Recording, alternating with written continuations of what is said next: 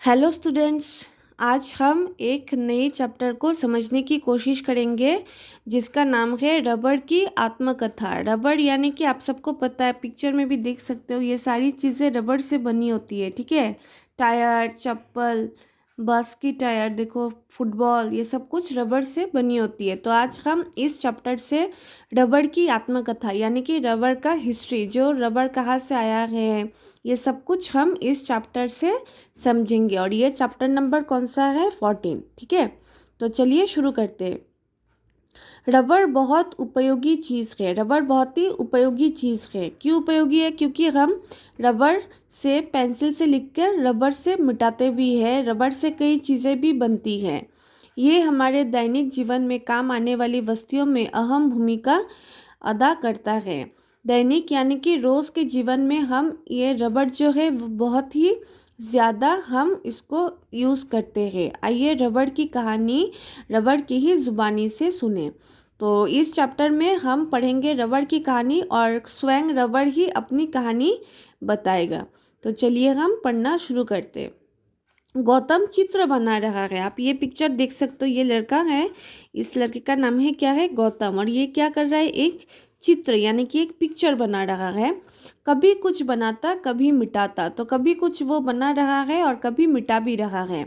तभी उसे एक आवाज़ सुनाई पड़ी। तभी उसने एक आवाज़ सुना, धीरे धीरे करो, क्यों अपनी ड्राइंग की कॉपी को फाड़ रहे हो?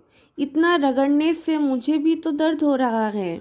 तो अचानक उससे ये आवाज़ सुनाई पड़ी। गौतम ने आँख ऊपर उठाकर कमरे में इधर उधर देखा। कमरे में तो कोई नहीं था। गौतम ने चारों तरफ देखा कमरे का, लेकिन वहाँ पर कोई नहीं था। पर बोला कौन? फिर उसने सोचा ये बोला कौन? कोई ठहाका मारकर हंसा। तो किसी ने बहुत ज़ोर से हंसा।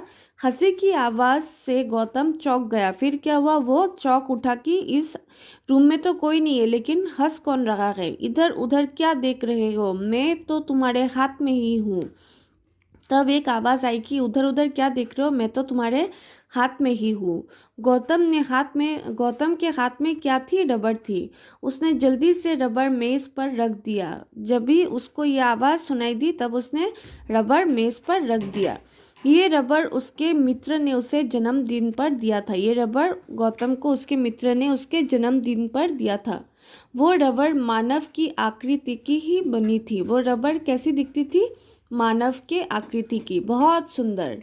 गौतम को ये उपहार सबसे अच्छा लगा था।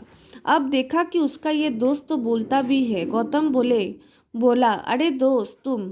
तब गौतम ने देखा कि ये रबड़ तो बोलता भी है। तब गौतम ने कहा, अरे दोस्त, अच्छा तुम बोल रहे हो? हाँ, मैं तुम्हारा दोस्त हूँ, रबड़ ने कहा। फिर वो गौतम को अपने बारे में बताने लगा। फिर रबड़ ने अपनी बारे में गौतम को बताया। तो क्या बताया देखिए, मैं तुम्हारे बड़े काम की चीज़ हूँ। किसी शब्द को अशुद्ध लिख दिया तो मुझसे मिटाकर शुद्ध कर लो।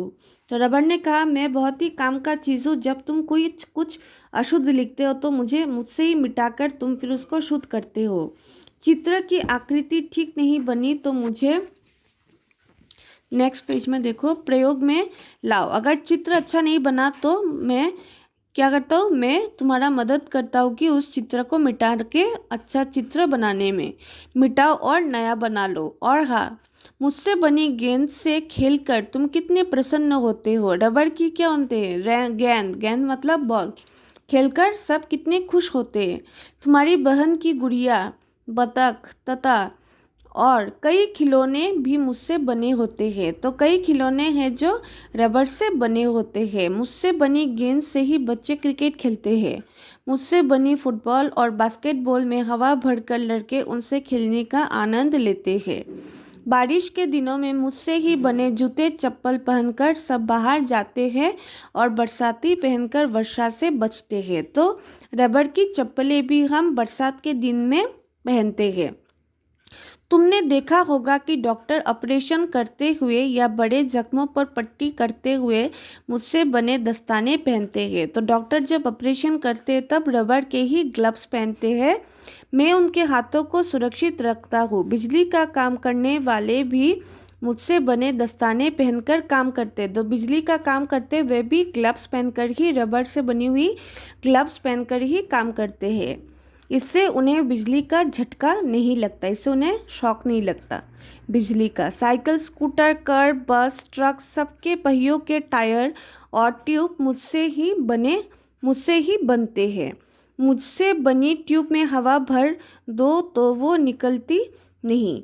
तुमने देखा होगा कि हवा भरी ट्यूब को कमर में बांधकर लोग तैराना भी सीखते हैं। लोग स्विमिंग भी रबर का बेल्ट जैसा पहनकर स्विमिंग भी सीखते हैं। अब तो तुम जान ही गए होगे कि मैं कितने काम का हूँ। गौतम बुदबुदाया, हाँ दोस्त, पर तुम आते कहाँ से हो? तब गौतम ने पूछा कि तुम कहाँ से आते हो? रबर ने आगे बताया, वास्तव में मैं एक पेड़ के रस से बनता हूँ। रबर कहाँ से बनता है? एक पेड़ के रस से। ये रस दूध की तरह होती है और ये जो रस होता है वो दूध जैसा दिखने में होता है। पेड़ के तने से पहले छोटे छोटे छेद कर दिए जाते हैं। पेड़ का जो नीचे का भाग है उसको क्या करते हैं? छोटा छोटा छेद कर देते हैं। छेदों के नीचे छोटी छोटी बाल्टियाँ लटका दी जाती है और छेदों के नीचे बाल्टियाँ लटका दी जाती है। छेदों में से जो दूध जैसा पदार्थ यानी कि चीज़ निकलता है उसे इन्हीं बाल्टियों में इकट्ठा कर लिया जाता है। एक पेड़ से लगभग 3 लीटर दूध निकलता है। कितना? 3 लीटर। इस दूध को पानी में डालकर उबाला जाता है। फिर दूध को क्या करते हैं? पानी में डालकर उसको बॉयल करते हैं। इसके बाद इसे मशीनों से सुखाया जाता है। फिर कारखानों में मुझे चादर के रूप में बदल दिया जाता है। इन्हीं चादरों से मेरे सामान यानी रबड़ के सामान बनाए जाते हैं। तो यहाँ पर लिखा गया है कि रबड़ कैसे बनते हैं। ठीक है। फिर गौतम ने रबड़ को हाथ में उठा लिया, उसे इधर उधर घुमाया, कुछ सोचते हुए मुस्कुराया, फिर बोला, रबड़ महाराज, आप मिलते कहाँ हैं? अब रबड़ ने पूछा कि आप मिलते कहाँ पर है? आपने अपना पता तो बताया ही नहीं। रबड़ ने ठहाका लगाया, हा हा हा। मेरे पेड़ अधिकतर दक्षिण भारत, असम और त्रिपुरा राज्य में पाए जाते हैं। तो रबड़ ने अपना पता बताया कि कहाँ पर मिलते हैं रबड़? दक्षिण भारत, असम और त्रिपुरा। वहाँ घूमने जाओ तो मुझसे मिलने ज़रूर आना। ठीक है। तो ये हमारा चैप्टर समझना कंप्लीट हो गया और इसका जो क्वेश्चन आंसर और एक्सरसाइजेस है वो मैंने ऐप पर दे रखा है, आप वहाँ से कलेक्ट कर लेना। Thank you.